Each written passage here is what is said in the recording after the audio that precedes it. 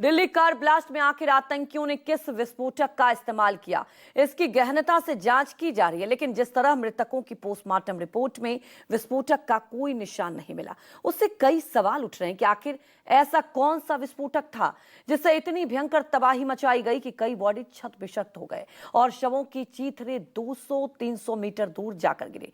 देखिए एफएसएल की जांच में अब तक क्या खुलासे सामने हुए हैं।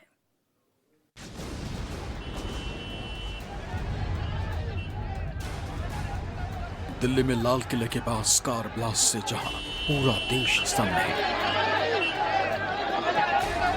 वहीं सुरक्षा एजेंसियों के लिए भी ये एक धमाका बड़ा सवाल छोड़ गया है।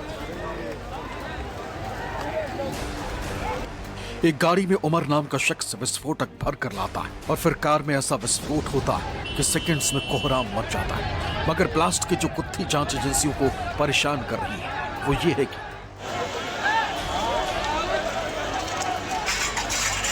चांदनी चौक के लाल जहां कार में ब्लास्ट हुआ वहां कोई गड्ढा भी नहीं बना, जैसा अक्सर ब्लास्ट साइट पर देखा जाता है। न ही आरडीएक्स की कोई स्मेल मिली। इतना ही नहीं, ब्लास्ट साइट पर ब्लंट ऑब्जेक्ट जैसे कि बॉल बेयरिंग और ब्लेड भी नहीं मिली। ऐसे में सवाल उठ रहा है कि आखिर ये कौन सा विस्फोटक था जिसमें गड्ढा नहीं हुआ, जबकि पास खड़ी गाड़ियों के परकच्चे उड़ गए।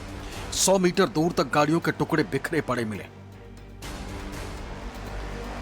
धमाके की इंटेंसिटी का अंदाजा इसी बात से लग जाता है कि आसपास की इमारतों से शीशे भी चकनाचूर हो गए। मृतकों के शवों के पोस्टमार्टम से भी विस्फोटक के बारे में चौंकाने वाला खुलासा हुआ। सूत्रों से पता चला है कि धमाके से कई शवों में हड्डियां टूटने और सिर पर चोट के निशान मिले।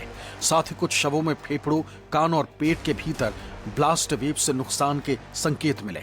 यानी धमाके से मृतकों के कान के पर्दे, फेफड़े और आंतें तक फटी, लेकिन शवों और कपड़ों पर स्प्लिंटर के ट्रेस नहीं मिले।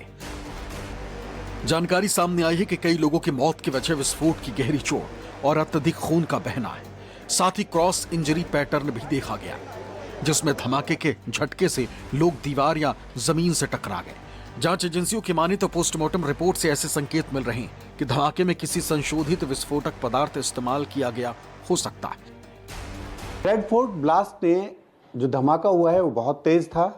हालांकि जांच एजेंसियां जो है इस पे जांच कर रही है, लेकिन ये एक्सप्लोसिव जो है वो किस तरीके का हो सकता है, इस पर बातचीत करने के लिए डॉक्टर अमरनाथ जो फॉरेंसिक एक्सपर्ट हैं वो हमारे साथ में हैं। सर, आपने पूरी खबर देखी होगी, पूरा इन्वेस्टिगेशन अब तक का पढ़ा होगा, रिपोर्ट्स देखी होंगी। क्या आपको क्या लगता है कि ये किस तरीके का एक्सप्लोसिव हो सकता है? देखिए, जिस तरह से ये घटना हुई है और जिस ह्यूज अमाउंट में नुकसान हुआ है, डेथ हुई है लोगों की, उस हिसाब से ये लगता है कि हाई एक्सप्लोसिव है। हाई एक्सप्लोसिव जिसकी क्षमता होती है ज़्यादा से ज़्यादा नुकसान पहुंचा सके, और जो है ये आम जो लो एक्सप्लोसिव है उससे भिन्न होता है। शुरुआती जांच में धमाके में अमोनियम नाइट्रेट, फ्यूल और डेटोनेटर के इस्तेमाल होने की आशंका जताई जा रही थी, क्योंकि ब्लास्ट के बाद नारंगी रंग की आग दिखाई दी थी और गाड़ियों में भयंकर आग लगी थी। साथ ही फरीदाबाद से जो 390 किलो विस्फोटक बरामद किया गया था वो अमोनियम नाइट्रेट था। वो टकराने से हुई है या जो ब्लास्ट हुआ है, या ब्लास्ट का मटेरियल जो केमिकल रिएक्शन आप बता रहे हैं उससे निकलने के बाद हुआ है?